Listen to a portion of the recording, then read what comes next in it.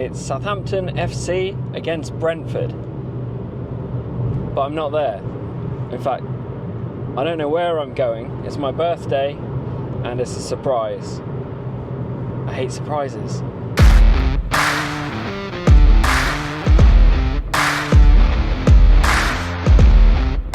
Great surprise. Army Flying Museum. Awesome. I've always wanted to come here. Lovely. That ticket on your phone's now in the past. You can get that free of charge for years.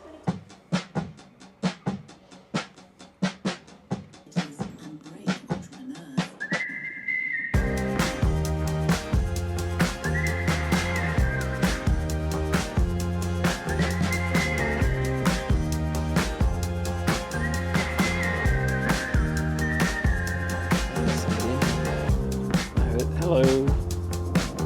These old kites wouldn't fly without the likes of us. We look after the most important bit of the whole thing, the engine.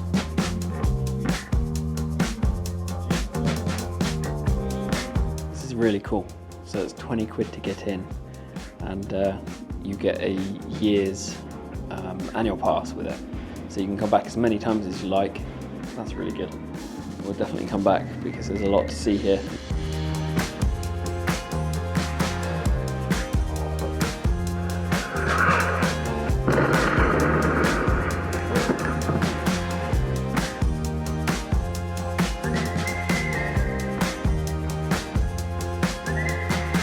Cool.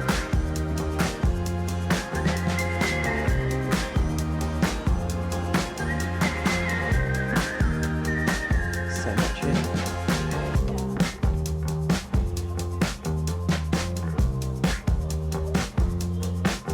Doesn't look very health and safety oriented.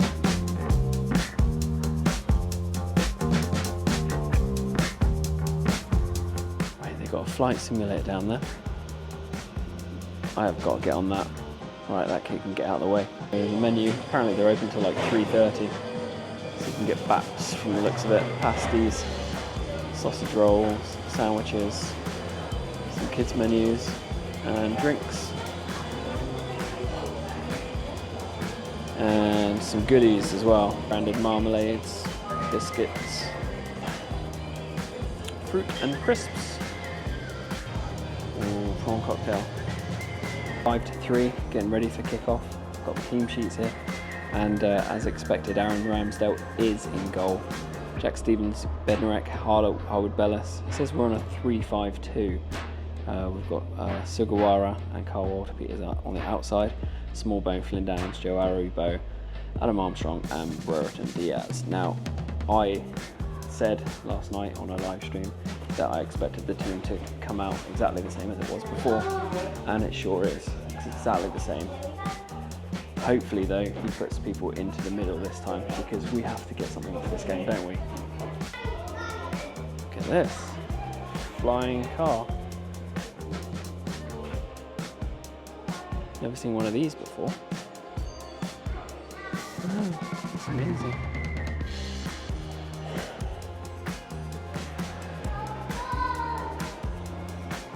Strange contraption. Rotor buggy. The last rotor buggy flight, which took place in September 1944, was not a success. The pilot became exhausted trying to maintain control of the aircraft. The development of large vehicle carrying gliders made it unnecessary, and the project was abandoned. Thank God for that. Right, here we go. This is what we've been waiting for. We're gonna fly the Wildcat. It's £1. I didn't bring any money. Do you have money? Yeah. She bought money for my birthday. Bloody Nora. Right, there's no rudder. I've got a simple control joystick, speed or lift, up or down, and I've got a bomb. And I have £1. Thank you very much, Brown. I can break into that and get my money back. No, I can't. Oh, wow. Microsoft. Right, what's the mission? I'm not sure where I'm going here. This is so lifelike. You need a rudder though. Right, that looks like a nice village ready for bombing. Night Vienna. What's going on? show contains loud noises and flashing images. Brilliant. Just in time with the match as well. 8-5. The ref's about to blow his whistle. And it's kick-off against Brentford. Live.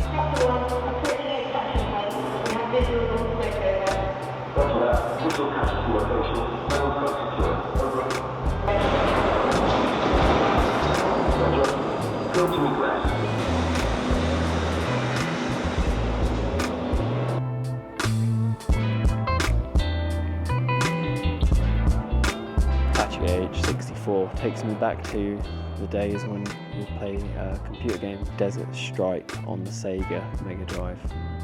That one and Urban Strike, or whatever they were called, Jungle Strike. All brilliant games, but you used to have one of these, and you just remember flying over like Washington, protecting the White House and everything. Such cool bits of kit as well.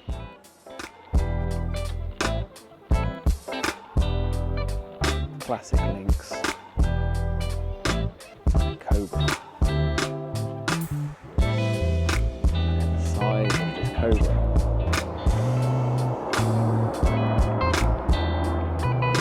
Apparently it generated 5 noise complaints in 1967 within 1 hour. Seems better than one of my pies.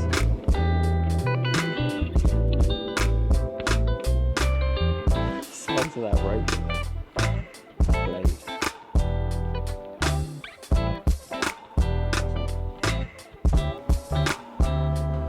So these gliders used to carry bits of kit onto into like more war areas, and see this is a bit more of a wreck of one.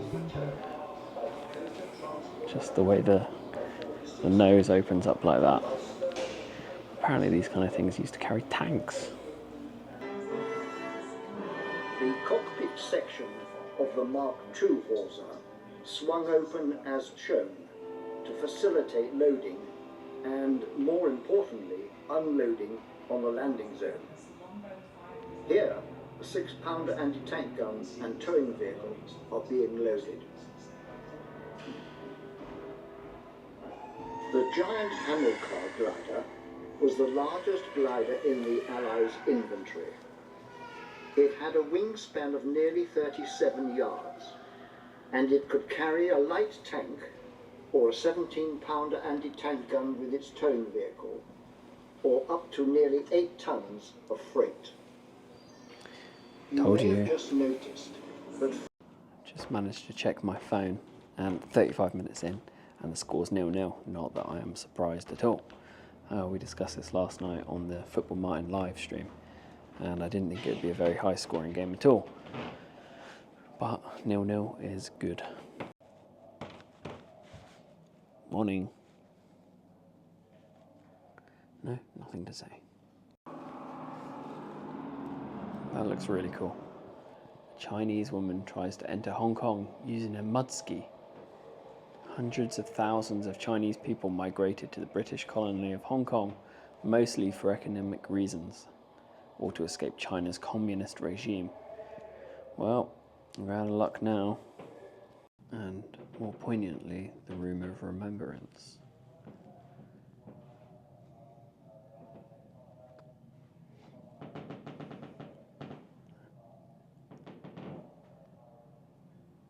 And we will remember them.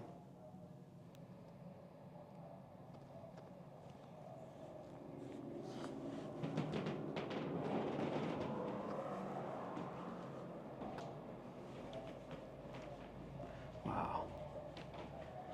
Some of these displays are amazing.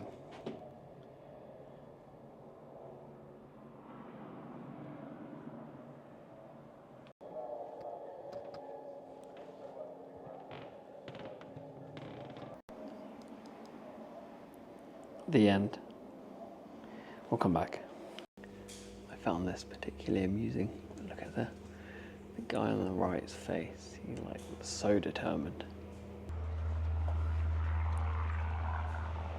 And out into the open world. Oh, there goes a glider. Anti-aircraft gun.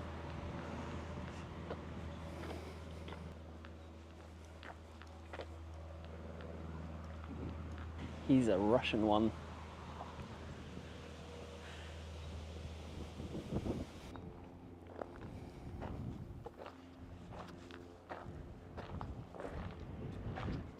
Here's the memorial.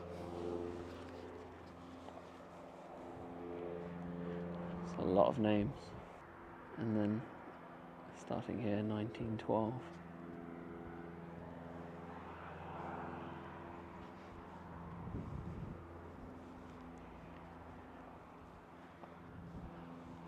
It's a lot in 1917.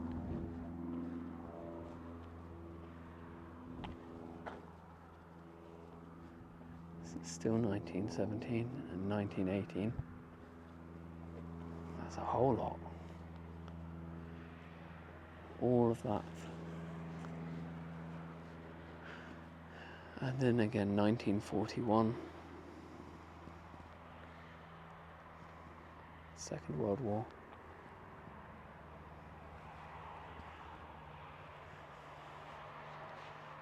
To more recent times.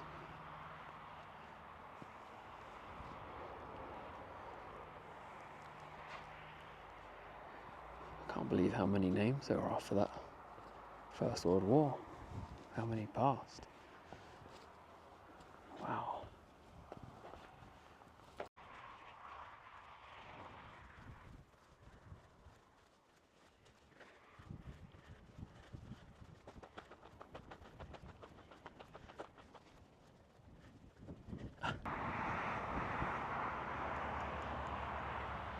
Can't park there, mate. So that was awesome. Really recommend that. Turn left onto Salisbury Road. Okay, so just got back to the car and looking at the scores. We conceded a goal just before half time again. 43 minutes. That's not great. A bit disappointing. Yeah, 43 minutes. Buemo. We said that he'd be one to watch, didn't we? So yeah, 1-0. Hopefully we come out guns blazing for the second half. So 53 minutes in, and just reading through the Sky News report, and it says that the away fans, the Saints fans, have been non-stop singing, especially when the Saints go marching in. And it actually says here that they would like us to sing a different song, and that we must have a better repertoire.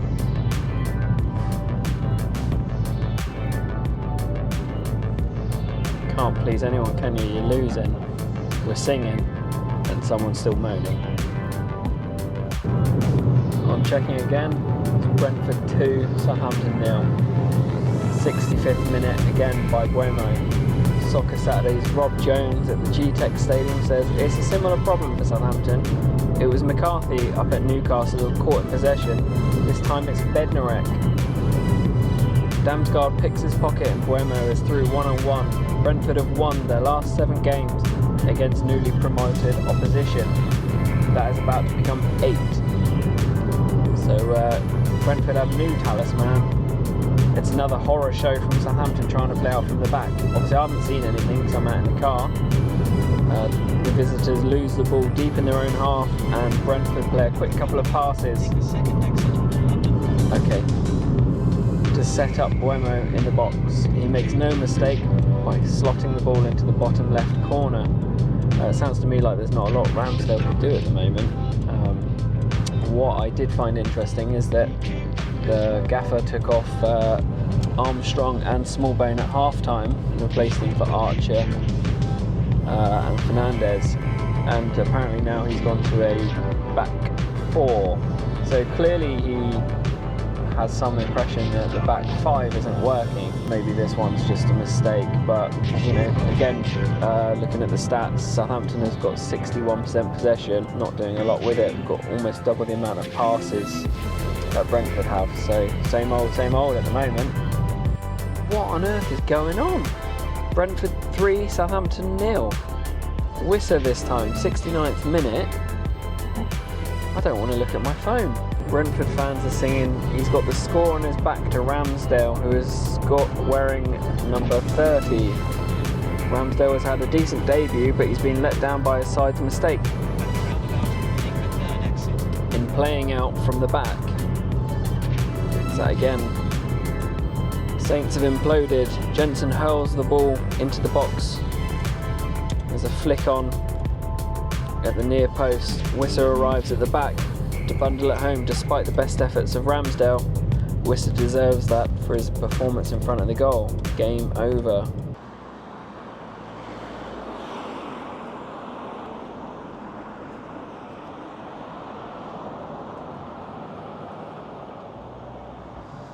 And we're in Salisbury. Coming here for a drink, birthday drink. Football's still ongoing. Good news is that we've got 65% possession. 65%. So we've had all of the ball and none of the goals. What is going on?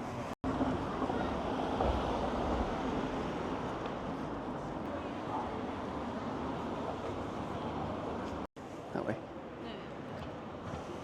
Walking through Salisbury, 6 minutes at a time. Apparently Saints have just had just one shot in the second half. Absolutely unbelievable reading, to be honest. Maybe if I was there, the scoreline would be different. I'm not sure. You always wonder. But 3-0 against Brentford is a surprise. And as I said, I thought the manager would stick to his guns and not change much at all. And it certainly looks like that. He's going to be under a lot of pressure now, isn't he?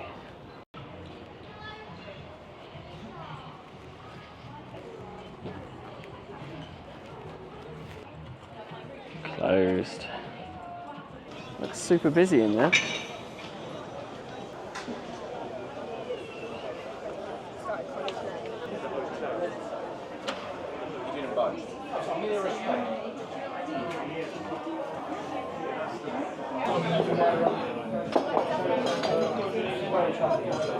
Interestingly, over there they've got a beer called Lucky Saint, and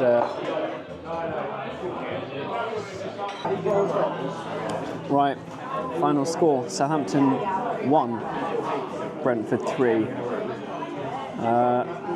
So, as I say, I haven't seen any of the goals or anything yet, so literally I'm just out on a birthday pint. And we've pulled one back from Sugawara, our first goal of the season. And Lallana heads the ball down in the area, and Sugawara comes onto it with a first-time effort, which goes into the goal off the left post. Something for the Southampton fans to celebrate at last. I guess you're going to celebrate a goal. The final percentage of possession, though, for us, 63.2% possession to 36.8. Touches in the opposition box, 31 for us and 41 for Brentford. Shots 20 and 18 for us. Shots on target 7 and 6. So at least we've had some shots this game, but clearly not tucked them away. So that's going to sum it up until I can see the highlights. But yeah, obviously, sadly, I missed this game, and not often I'll miss a game. But as I say, we're out for my birthday, and I'm enjoying it. It's just a real shame about the result, but we're not going to let that spoil the day. Cheers. We've just had dinner in Salisbury, very nice, and just getting to the match report and looking at it. What Russell Martin said was, "We're very disappointed with the result and the goals we conceded. I feel like we're hurting ourselves a little bit. We had the best chance in the first half with Adam Armstrong. It's about taking a breath in that moment. That's my job, to get rid of the tension. I don't think there was much in it between the two teams. We have to stop making mistakes that hurt us. What comes first, and I don't think Thomas Frank will say, it's their pressing, because it's mistakes from us. We get punished in the Premier League as you do in the Championship. It's a much better performance than against Nottingham Forest." Can't wait to see the highlights. Thomas Frank said, "It was a very good performance. Our press and high press and counter press were exceptional. It was world class. It was aggressive, well organised, and the players were extremely committed. We knew there would be opportunities to regain the ball and get a lot of the big transitions and small transitions. It was just up to us to capitalise on it. I think we forced errors from Southampton, not that they made the errors. That's why I think it was so good. We scored 2 goals from it. What do you guys think? Let me know. Just to wrap up the game, looking at the stats, it looks like Southampton, based on the stats, as I say, I haven't seen the match, looked like they started a bit stronger until up about to the 40th minute or wherever that we lost the first goal. And from there, we stayed around 1xg until the 90th minute, when we obviously had a little roll. But Brentford just kicked on straight away from the second half. I think some things really do need to be changed. You know, the reports are saying that Ramsdale had a good game, was let down by the defence, and the manager needs to really assess on what's going wrong. Harwood Bellis had low ranking score today, so you know, a few people have said that he's not been playing the same way that he did in the Championship, and that might be so. Maybe Stevens needs to go in next to Bednarak in a back four, and we need to start a lot harder and start tucking away some goals. I'll be interested to see what Adam Armstrong missed, because as everyone said, he's not been on form at all in front of goal. So if you have watched this video, thank you for watching it. I know it's not a game match day vlog, but it's my birthday. As I said, I've had a lovely day. We've got Manchester United next at home, and I'll definitely be there. Really looking forward to that. And for that one, we're going to find a nice place to go for breakfast before the game.